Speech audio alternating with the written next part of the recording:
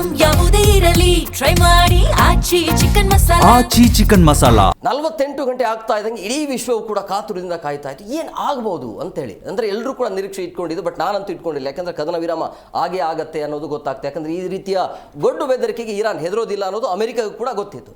So ಹಂಗಾಗಿ ಕೊನೆಗೂ ಕೂಡ ಈಗ 2 ವಾರಗಳ ಕಾಲ ತಾತ್ಕಾಲಿಕವಾಗಿ ಬ್ರೇಕ್ ಬಿದ್ದಿದೆ. ಇದರ ಹಿಂದೆ ಇರುವಂಥ ಉದ್ದೇಶ ಏನು? ಒಂದು ಏನಂತಂದರೆ ಟ್ರಂಪು ಎದುರ್ಕೋತಾರೆ ಜನ ಅಂತ ಹೇಳ್ಬಿಟ್ಟು ಒಂದು ಪ್ರಯತ್ನ ಮಾಡಿದ್ರು. ಯಾಕಂದರೆ ಟ್ರಂಪ್ನ ಪ್ರತಿ ಹೇಳಿಕೆ ನೋಡ್ಬೋದು ನೀವು, ಪ್ರತಿ ನಿಮಿಷದಿಂದ ನಿಮಿಷಕ್ಕೆ ಹೇಳ್ತಾರೆ ಈಗ ವಾರ್ನ ನಾನು ನಿಲ್ಲಿಸ್ತಾ ಇದ್ದೀನಿ ಅಂತ ಹೇಳ್ಬಿಟ್ಟು ನೆಕ್ಸ್ಟ್ ಹೇಳ್ತಾರೆ ನಾನು 20,000 ಜನ ಕಳಿಸ್ತಾ ಇದ್ದೀನಿ, ನಾನು B2 ಬಾಂಬರಿಂದ ಬಾಂಬ್ ಹಾಕ್ತೀನಿ ಅಂತ ಹೇಳ್ಬಿಟ್ಟು. ಇಲ್ಲಿ ಏನಂತಂದರೆ ಟ್ರಂಪ್ಗೆ ಯಾವುದೇ ಟಾರ್ಗೆಟ್ ಇರಲಿಲ್ಲ, ಗೋಲ್ ಇರಲಿಲ್ಲ. ಏನು ಮಾಡಬೇಕು, ನಾನು ಯಾಕೆ ಯುದ್ಧ ಮಾಡ್ತಾಯಿದ್ದೀನಿ ಎಂಥದ್ದು ಇಲ್ಲ. ಸುಮ್ಮನೆ ಹೋದ್ರು ಧುಮುಕಿದ್ರು. ನಿಮಗೆ ಫಸ್ಟು ಪ್ಲ್ಯಾನ್ ಇರಬೇಕು, ಆಮೇಲೆ ಗೋಲ್ ಇರಬೇಕು. ಪ್ಲ್ಯಾನು ಇಲ್ಲ, ಗೋಲು ಇಲ್ಲ ಅಂತ ಅಂದಾಗ ನೀವು ಸಕ್ಸಸ್ ಆಗೋಕ್ಕೆ ಸಾಧ್ಯನೇ ಇಲ್ಲ. ಇವೆರಡೂ ಟ್ರಂಪಲ್ಲಿ ಕಾಣಿಸ್ಲಿಲ್ಲ. ಬಟ್ ಅದೇ ಇರಾನ್ ತೊಗೊಂಡ್ರೆ ಇರಾನು ತುಂಬ ಪ್ಲ್ಯಾಂಡ್ ಆಗಿತ್ತು.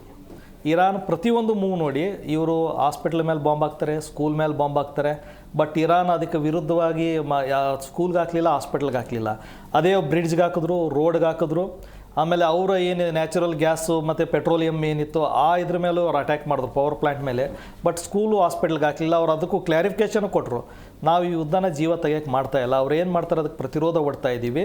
ಸೊ ಅಮೇರಿಕಾ ಮತ್ತು ಇಸ್ರೇಲ್ ಎಲ್ಲೆಲ್ಲಿ ನಮಗೆ ಅಟ್ಯಾಕ್ ಮಾಡ್ತಾರೆ ಅಲ್ಲೆಲ್ಲ ಮಾಡ್ತೀವಿ, ಮತ್ತು ಸ್ಕೂಲ್ ಹಾಸ್ಪಿಟ್ಲ್ಗೆ ನಾವು ಮಾಡಲ್ಲ ಅಂತ ಹೇಳೋ ಮುಖಾಂತರ ಅವರು ಒಂದು ಸಂದೇಶ ರವಾನಿಸಿದ್ರು. ನಾವು ಮಾನವೀಯತೆಯನ್ನು ಮೆರಿತೀವಿ, ಎತ್ತು ತೋರಿಸ್ತೀವಿ ಅಂತ ಹೇಳ್ಬಿಟ್ಟು ತುಂಬ ಜಾಣತನದಿಂದ ತೋರಿಸ್ಕೊ. ಅದಕ್ಕೆ ಕಾರಣವೂ ಇದೆ.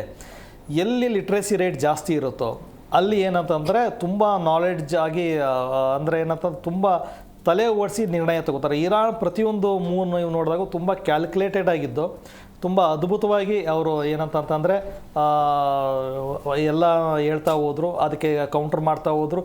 ನಿನ್ನೆನೂ ಸಹ ನೀವು ನೋಡಬೇಕಾಯ್ತು, ಯಾವಾಗ ಅಮೇರಿಕ ನಾವು ಬಾಂಬ್ ಹಾಕ್ತೀವಿ ಅಂತ ಅಂದಾಗ ಅವರಲ್ಲಿ ಏನಂತಂದ್ರೆ 1.2 crore ಜನ ಏನು ಮಾಡ್ತಾರೆ ಅಂತಂದ್ರೆ ಅವರು ಒಂದು ಇದು ಮಾಡ್ತಾರೆ, ಅದಕ್ಕೆ ಸೈನ್ ಮಾಡ್ತಾರೆ. ಯಾಕಂದ್ರೆ ನಾವು ಸಹಾಯಕ ರೆಡಿದ್ದೀವಿ, ನಾವು ಮಾನವ ಸರಪಳಿ ಮಾಡ್ತೀವಿ ಅಂತ ಎಲ್ಲ ಬ್ರಿಡ್ಜ್ ಮೇಲೆ, ಆ ನಂತರ ಪವರ್ ಪ್ಲಾಂಟ್ನ ಇವರೇ ಹೋಗ್ಬಿಟ್ಟು ನಿಂತ್ಕೊಂಡಿರ್ತಾರೆ. ಜೋಕ್ಗೆ ನಾವು ಸಾಕಾಗ್ಬಿಟ್ಟಿದ್ದೀವಿ, ಜೋಕ್ ಮಾಡಬೇಡಿ ಅಂತಲೂ ಕೂಡ ಸ್ಟೇಟ್ಮೆಂಟ್ ಕೊಟ್ಟಿದ್ರು. ಹೌದು, ಅವರು ಸೀರಿಯಸ್ ಆಗೇ ತಗೋತಾ ಇಲ್ಲ. ಅವರು ಡೊನಾಲ್ಡ್ ಟ್ರಂಪ್ನ ಹೆಂಗಂತಂದರೆ, ಹೇಗೆ ಡೊನಾಲ್ಡ್ ಟ್ರಂಪು ಶಾಬಾಜ್ ಶರೀಫ್ನ ಹೇಗೆ ಕೈಗೊಂಬೆಗೆ ಆಡಿಸ್ತಾ ಇದ್ದಾರೆ, ಇವ್ರು ಅದೇ ಥರ ಒಂದು ಜೋಕರ್ ಥರ ನೋಡ್ತಾರೆ ಟ್ರಂಪ್ನವರು ಇದುವರೆಗೂ ಸೀರಿಯಸ್ ಆಗೂ ತೊಗೊಂಡಿಲ್ಲ.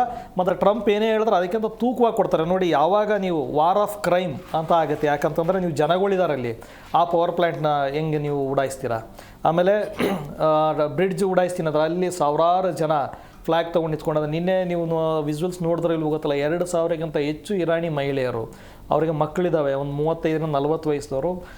ಅವ್ರು ಏನಂತ ಅಂತಂದರೆ ಗನ್ ಇಟ್ಕೊಂಡು ಬಂದಿದ್ದಾರೆ ರೋಡ್ಗೆ, ನಾವು ಈ ದೇಶಕ್ಕಾಗಿ ಸಹಾಯಕ ರೆಡಿದ್ದೀವಿ ಅಂತ. ಈವನ್ ಅಲ್ಲಿ ಪ್ರಧಾನಮಂತ್ರಿ ಕೂಡ ಹೇಳ್ತಾರೆ, ನಾನು ಈ ಇದರಲ್ಲಿ ಭಾಗವಹಿಸ್ತಾ ಇದ್ದೀನಿ, ನಾನು ಸಹ ಹುತಾತ್ಮ ಆಗಕ್ಕೆ ರೆಡಿ ಇದ್ದೀನಿ ಅಂತ. ಆಮೇಲೆ ಒಂದು ತಿಳ್ಕೊಳ್ಳಿ, ಯಾರು ಸಾವಿಗೆ ಎದುರ್ತಾನೆ ಅವ್ರನ್ನ ನೀವು ಎದುರು ಸಾಯಿಸ್ಬೋದು, ಬಟ್ ಸಾವನ್ನ ಅವರು ಅವಾನ್ಸ್ಕೋತಾ ಇದ್ದಾರೆ. ಅಲ್ಲಿ ನಾವು ಅರ್ಗಾಚಿನ್ ನೀವು ಕೇಳಿದಾಗ ಅವ್ರು ಹೇಳೋದೇನಂತಂದರೆ, ಒಬ್ಬ ದೇಶದ ಪ್ರಜೆಗೆ ಸಿಗುವಂಥ ಅತ್ಯುನ್ನತ ಗೌರವ ಏನಂತಾರೆ, ಆ ದೇಶಕ್ಕೆ ಹುತಾತ್ಮ ಆಗುವಂಥ ಒಂದು ಗೌರವ. ಅದಕ್ಕೆ ನಾನು ರೆಡಿ ಇದ್ದೀನಿ, ನಾನು ಅದಕ್ಕೆ ಹೊರಗಡೆ ಬಂದು ಮಾತಾಡ್ತೀನಿ, ಎಲ್ಲ ಮಾಡ್ತೀನಿ. ನಾನು ಸಾಯಿಸ್ತೀನಿ, ಅದಕ್ಕಿಂತ ಅದೃಷ್ಟ ಅವರು ಜನ್ನತ್ ಅಂತ ಸ್ವರ್ಗಕ್ಕೆ ಹೋಗಿ ಇನ್ನೊಂದಿಲ್ಲ. ಆ ದೇವ್ರು ನಾನು ಕರ್ಕೋತಾ ಇದ್ದಾನೆ, ಆ ದೇವ್ರ ಪ್ರೀತಿ ಪಾತ್ರನಾಗಬೇಕಂತಂದ್ರೆ ನೀವು ಏನು ಮಾಡಲಿಲ್ಲ ಅಂದರೂ ಪರವಾಗಿಲ್ಲ, ನಿಮ್ಮ ದೇಶಕ್ಕಾಗಿ ಪ್ರಾಣ ತ್ಯಾಗ ಮಾಡಬೇಕು, ಹುತಾತ್ಮನಾಗಬೇಕಂತ ಹೇಳ್ತಾರೆ. ಅವಾಗ ಅಮೇರಿಕ ಏನು ಕೌಂಟ್ರ್ ಕೊಡುತ್ತೆ, ನಾನು ಹೊಡಿತೀನಿ, ಸಾಯಿಸ್ತೀನಿ. ಇಸ್ರೇಲು ಹಿಟ್ಲರ್ಗಿಂತ ಹೆಚ್ಚಾಗಿ ಇದು ಮಾಡ್ತಾ ಇದ್ದಾರೆ ನೆತನ್ಯಾಹು. ಯಾಕಂತಂದರೆ ಅವ್ರಿಗೆ ಏನಂತಂದ್ರೆ ಗ್ರೇಟರ್ ಇಸ್ರೇಲ್ ಮಾಡಬೇಕು. ಅಂದರೆ 2 ನದಿ ಇದೆ, ಲಿಟಾನಿ ಮತ್ತು ಇನ್ನೊಂದು ಯಾವುದೋ ನದಿ, ಅಲ್ಲಿವರೆಗೂ ಅದನ್ನು ದೂಕಬೇಕು. ಹಂಗಾಗಿ ಅವರು ಎಕ್ಸ್ಪ್ಯಾನ್ಷನ್ ಮಾಡ್ತಾ ಇದ್ದಾರೆ. ಹಿಜಾಬುಲ್ಲ ಜನ ಇದ್ದರು, ಅದಕ್ಕಾಗಿ ನಾನು ಹೊಡಿತಾ ಇದ್ದೀನಿ ಅಂತ ಅಪಾರ್ಟ್ಮೆಂಟು ಜನ ಇರುವಂಥ ಜಾಗ ಕೊಟ್ಟಿದ್ದಾರೆ. ಅವರು ಇದು ಕ್ಲಿಯರ್ ಪಿಕ್ಚರ್ ಏನಂತಂದರೆ, ಈ ಯುದ್ಧದ ನಡೆ ನಾನೇನು ಮಾಡೋಣ, ನನ್ನ ಇಸ್ರೇಲ್ನ ಎಕ್ಸ್ಪ್ಯಾಂಡ್ ಮಾಡ್ಬಿಡೋಣ ಅನ್ನೋ ಲೆಕ್ಕದಲ್ಲಿ ಹುಚ್ಚರ ಥರ ಬಾಂಬ್ ಆಗ್ತಾ ಇದ್ದಾರೆ. ಬಟ್ ಅಲ್ಟಿಮೇಟ್ ಏನಂತಂದರೆ ಇಲ್ಲೊಂದು ಬಿರುಕಿದೆ. ಏನಂತಂದರೆ, ಈ ಮುಸ್ಲಿಂ ರಾಷ್ಟ್ರಗಳಲ್ಲೇ ಅವರವ್ರ ನಡುವೆ ಶಿಯಾ ಸುನ್ನಿ, ಆಮೇಲೆ ಈ ಯುದ್ಧ ನಡೀತಾ ಇದೆ, ಕಮರ್ಷಿಯಲ್ ಯುದ್ಧ, ಪೆಟ್ರೋಲ್ಗಾಗಿ ನಡೀತಾ ಇರೋಂಥ ಯುದ್ಧ. ಹಂಗಾಗಿ ಇಸ್ರೇಲ್ ಒಂದೇ ಅಲ್ಲಿ ಯಹೂದಿ, ಆ ಮಿಡ್ಲ್ ಈಸ್ಟಲ್ಲಿ ಇರೋ 17 ಕಂಟ್ರಿಲಿ ಯಹೂದಿ ಇದ್ರೂ ಇವರೆಲ್ಲ ಒಂದಾಗ್ಬಿಟ್ರೆ ಇಸ್ರೇಲ್ನ ಸೋಲ್ಸೋದು ಬಹಳ ದೊಡ್ಡ ಸಮಸ್ಯೆ ಏನಲ್ಲ.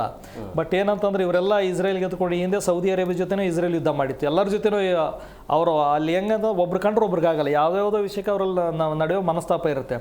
ಬಟ್ ಈ ಇದರಲ್ಲಿ ಏನಂತಂದರೆ ಇರಾನ್ ಅವರೊಂದು ಬುದ್ಧಿ ಕಲಿಸಿದ್ರು, ನನ್ನ ಹತ್ರ ಮಸಲ್ ಪವರ್ ಇದೆ, ನನ್ನ ಹತ್ರ ವೆಪನ್ಸ್ ಇದ್ದಾವೆ ಅಂತ ನೀವು ಯಾರನ್ನೂ ಯುದ್ಧದಿಂದ ಸೋಲ್ಸೋಕ್ಕಾಗಲ್ಲ, ನನ್ನ ಹತ್ರ ನಾಲೆಡ್ಜ್ ಇದೆ, ನಾಲೆಡ್ಜಿಂದ ಸೋಲ್ಸ್ಬೋದು ಅಂತ ಇದು ತುಂಬ ಜನ, ಇದು ಇಷ್ಟೇ ಅಲ್ಲ, ಈ ಜಗತ್ತಿನಲ್ಲಿರುವಂಥ ಪ್ರತಿಯೊಬ್ಬ ದೇಶದ ರಾಷ್ಟ್ರಪತಿ ಮತ್ತು ಅಧ್ಯಕ್ಷರು ಪ್ರಧಾನಮಂತ್ರಿಗಳಿಗೂ ಒಂದು ಮೆಸೇಜ್ ಪಾಸ್ ಮಾಡಿದ್ರು.